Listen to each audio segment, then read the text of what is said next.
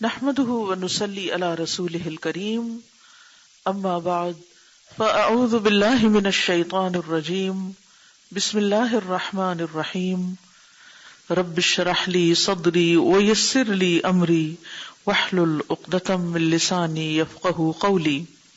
ہم کس چیز سے توبہ کریں؟ جان لو کہ بے شک گناہ جن سے توبہ کی جاتی ہے وہ تقسیم ہوتے ہیں دو قسموں میں، دو قسم کے ہیں، صغیرہ گناہ اور کبیرہ گناہ۔ اور تحقیق دلالت کرتی ہے، رہنمائی کرتی ہے کتاب اور سنت اور امت کا اجماع کہ یہ تقسیم اسی طرح ہے یا اس تقسیم پر۔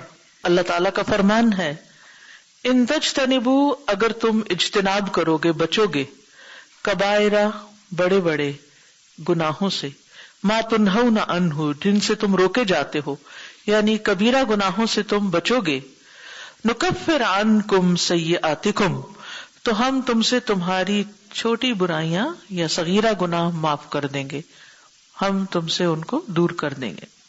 اور اللہ تعالیٰ کا فرمان ہے الذین یجتنبون کبائر الاثم، وہ لوگ جو اجتناب کرتے ہیں بڑے گناہوں سے، والفواحش اور بے حیائی کے کاموں سے، الا اللمم مگر صغیرہ گناہ۔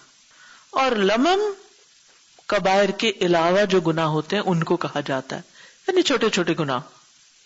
اور نبی صلی اللہ علیہ وسلم کا فرمان ہے 5 نمازیں اور جمعہ سے جمعہ تک اور رمضان سے رمضان تک کفارہ کرنے والے ہیں ان گناہوں کا جو ان کے درمیان ہوتے ہیں، یعنی 5 نمازوں کے بیچ میں، جمعہ سے جمعہ کے بیچ میں، رمضان سے رمضان تک جو چھوٹی چھوٹی غلطیاں ہم سے ہو جاتی ہیں تو یہ نیکیاں ان کا علاج کر دیتی ہیں، مداوع کر دیتی ہیں۔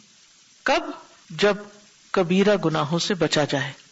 اس تقسیم کا مطلب یہ نہیں کہ توبہ واجب ہوتی ہے صرف کبیرہ گناہوں کے لیے، یعنی ایسا نہیں کہ صرف کبیرہ گناہوں پر ہی توبہ کرنی چاہیے۔ بے شک واجب ہے کہ بندہ توبہ کرے کبیرہ گناہوں سے بھی اور صغیرہ گناہوں سے بھی ساتھ ساتھ، بلکہ سنت آئی ہے، یعنی سنت میں یہ بات آئی ہے ڈرانے کی کہ صغیرہ گناہوں کے معاملے میں انسان کوتاہی برتے، سستی برتے۔ اور یہ نبی صلی اللہ علیہ وسلم کے اس قول میں بھی ہے بچو تم چھوٹے سمجھے جانے والے گناہوں سے، حقیر سمجھے جانے والے گناہوں سے بچو، کیونکہ وہ ایک انسان پر جمع ہو جاتے ہیں یہاں تک کہ وہ اس کو ہلاک کر دیتے ہیں۔ چھوٹے چھوٹے گناہ اکٹھے ہو کر ایک انسان کو ڈبو دیتے ہیں، ہلاک کر دیتے ہیں۔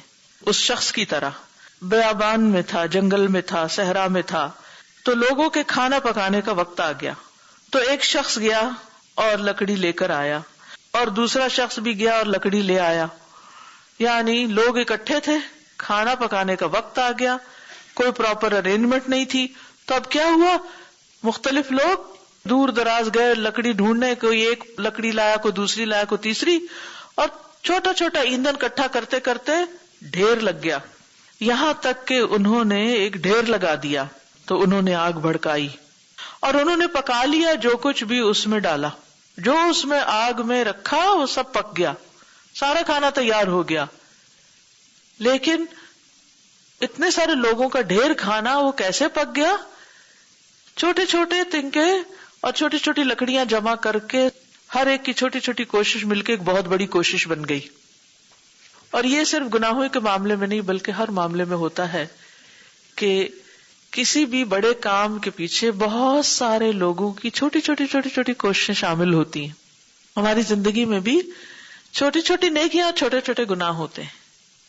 اگر وہ چھوٹے چھوٹے گناہ زیادہ ہو گئے تو وہ چھوٹی چھوٹی نیکیوں کو کھا جائیں گے، اور اگر نیکیاں زیادہ ہو گئی تو وہ ان الحسنات یذھبن السیئات، وہ ان کو سویپ کر دیں گی۔ اس لیے انسان کو چھوٹی نیکی کو بھی چھوٹا نہیں سمجھنا چاہیے اور چھوٹی برائی کو بھی چھوٹا نہیں سمجھنا چاہیے، کیونکہ وہ اکٹھے ہو کے آگ بھڑکا دیں گی چھوٹی چھوٹی برائیاں، اور اس میں سب کچھ ہی گل جائے گا، پھر سب کچھ ختم ہو جائے گا۔ سبحانک اللہم و بحمدک، اشہد ان لا الہ الا انت، استغفرک و اتوب الیک۔ السلام علیکم و رحمۃ اللہ وبرکاتہ۔